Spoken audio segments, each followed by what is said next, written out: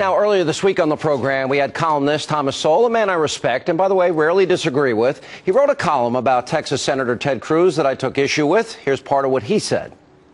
There would not be a United States of America today if George Washington had followed the policies that Ted Cruz is following.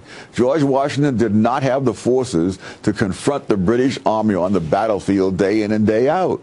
His forces fled. They fled from Long Island all the way across the Hudson into New Jersey, all the way down the whole length of New Jersey, and then camped at Valley Forge for the winter. You know, because he didn't have the forces. When he saw an opportunity to launch a battle that he could win, he launched it and he won it. And it was a dramatic turnaround. You don't fight every battle. All right, here now with reaction, Texas Senator himself, Ted Cruz. Senator, you get an awful lot of airtime. A lot of people talk about you. I don't know if you like that or dislike that, but that's the reality of where we are today. Why do you think that is? What do you think is happening that the party seems more divided than I can ever remember it? What do you think's going on? Well, I think that's true, but, you know, I mean, the great Thomas Sowell, I admire and respect. Listen, I've read his works all my life, and he is a fantastic thinker, and I actually agree with just about everything he said, except that unfortunately, congressional leadership in the Senate, you got to pick some battles to fight. I believe in picking your battles. I don't think we need to fight on everything. I think we need to fight on issues that matter. There have been two significant battles that I think we really should have fought on and that I tried to fight on as much as possible, and they were, number one, Obamacare, the most disastrous law that is hurting millions of people across this country, and number two, the debt ceiling, because we're bankrupting our kids and grandkids. And he said, Mr. Sowell said, you should fight on fights we can win. I agree. And if Republicans had stood together on the debt ceiling, we had the votes to insist upon meaningful spending reforms. And in fact, just a few years ago, Congress used the debt ceiling to get the Budget Control Act. And we did that with Barack Obama as president and Harry Reid as majority leader.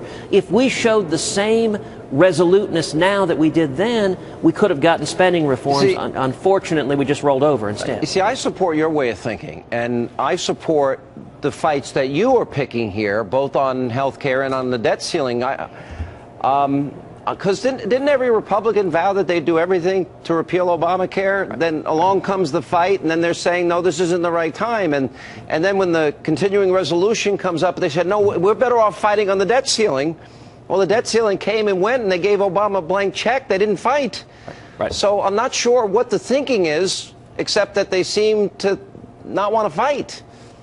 Well, and a lot of folks say, well, you know, Sean, you don't understand. We got to win elections. You know what? You don't win elections by rolling over. It demoralizes people. You win elections by drawing a line in the sand, by giving people a reason to show up and vote. I mean, look at the last four congressional cycles. In 2006, 2008, and 2012, we followed leadership's strategy of keep your head down, don't rock the boat, don't stand for much of anything, and Republicans got annihilated. The one election that was a good election for us, 2010, we drew a line in the sand. We said we will fight with every ounce of our strength against Obamacare. We're going to stop bankrupting our kids and grandkids.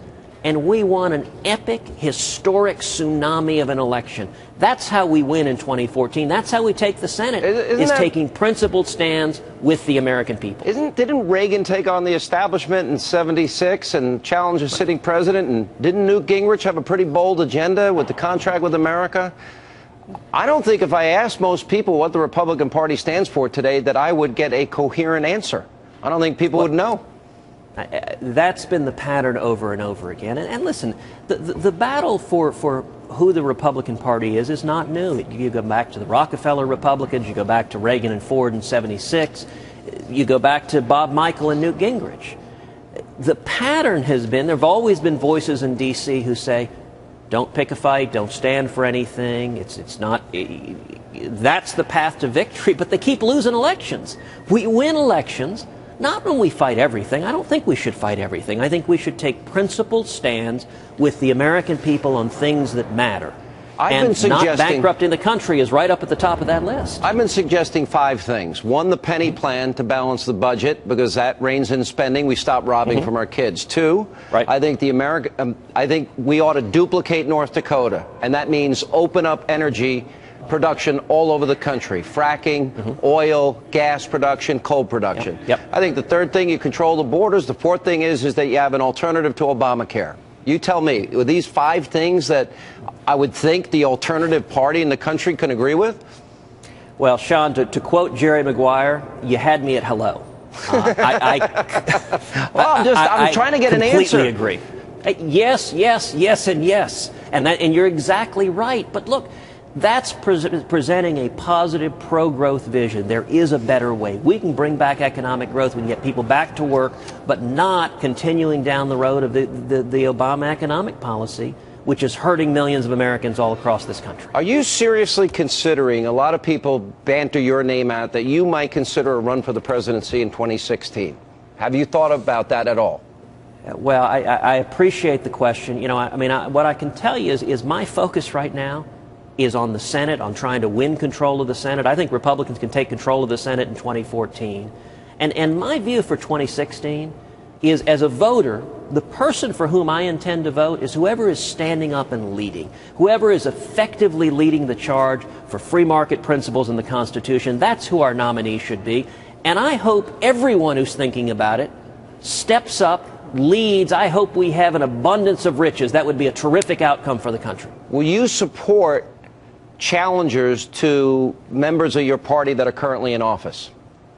I have said I am likely going to stay out of incumbent Republican primaries. And so on both sides, not supporting incumbents, not supporting challengers, but leaving it to the grassroots to decide. All right. Senator Ted Cruz, thanks so much for being with us. I hope you keep up the fight, and I hope the Republicans grow a bit of a backbone. They've been too timid lately, and I think they need some principles to stand on and a vision to put out for the American people. So thank you. Well, thank you, Sean, and thank you for what you do every day, just speaking the truth. Thank you very much. Coming up.